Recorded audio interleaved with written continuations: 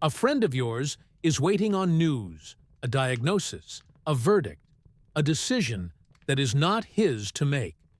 And you can see what it is doing to him. Not the news itself, which has not arrived yet, but the waiting. He is losing the same night's sleep to an outcome that may never happen. Nearly 2,000 years ago, a Roman writing to a worried friend named Lucilius diagnosed this exact problem and prescribed something that sounds, at first, like the opposite of comfort. Not hope. Rehearsal. This is that letter, in Seneca's own words, and how it actually works. Here is what Lucilius was afraid of: a lawsuit and an opponent who was threatening him with it. Seneca's opening move is almost rude. If you would put off all worry, assume that what you fear may happen will certainly happen in any event. Whatever the trouble may be, measure it in your own mind and estimate the amount of your fear.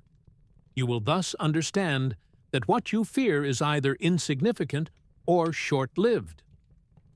No talking Lucilius out of it. No reassurance that it will probably be fine. Seneca does the opposite of what a comforting friend usually does.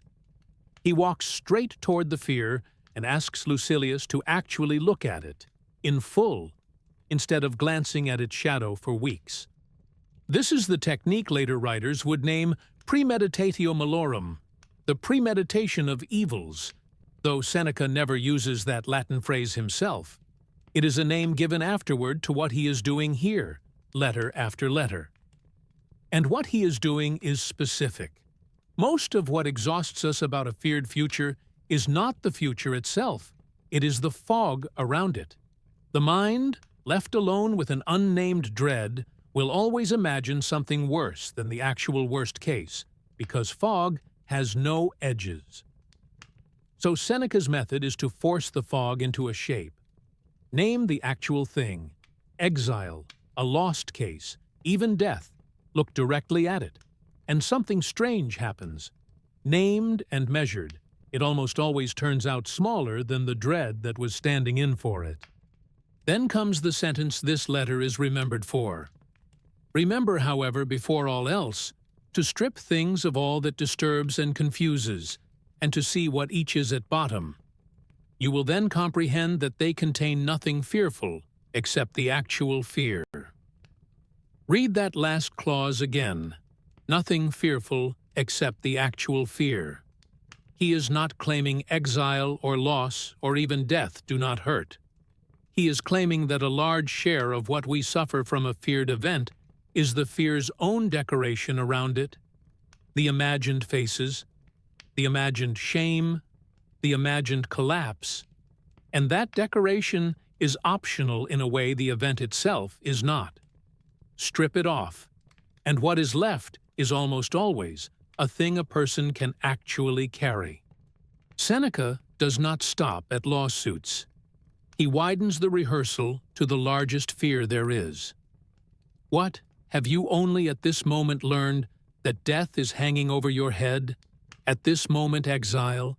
At this moment grief? You were born to these perils. Let us think of everything that can happen as something which will happen. That last line is the whole method compressed into one instruction. Not, try not to think about it. The opposite, think about it, deliberately, as something that will happen, not something that might.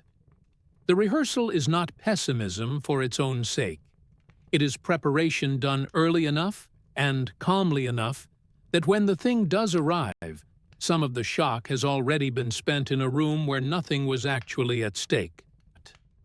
This is where people take it too far, so it is worth marking the line. Seneca is not recommending that you live in dread, marinating daily in every disaster that could befall you. In the very same letter, he warns against exactly that. I now warn you not to drown your soul in these petty anxieties of yours. If you do, the soul will be dulled and will have too little vigor left when the time comes. The rehearsal has a job, and the job is to end. You look the fear in the face, once, clearly, name it, measure it, and then you get up and go back to living. Because a mind kept permanently braced is not prepared. It is just exhausted, and exhaustion is its own kind of harm, one Seneca has no interest in prescribing. So, here is the practice. In a shape you can actually run tonight. Pick the one thing you are currently dreading in the vague, formless way Lucilius was dreading his lawsuit. Give it 2 minutes, not more. First, name the actual worst realistic outcome, not the catastrophized version, the real one. Say it in one plain sentence, the way you'd report it to a stranger. Second, ask what you would actually do the next morning if it happened. Who you'd call, what the first practical step would be. Most dread has no plan behind it. That is what makes it feel bottomless. Then stop. Close the file. You are not required to keep visiting it. You have already done the one thing Seneca actually asked for.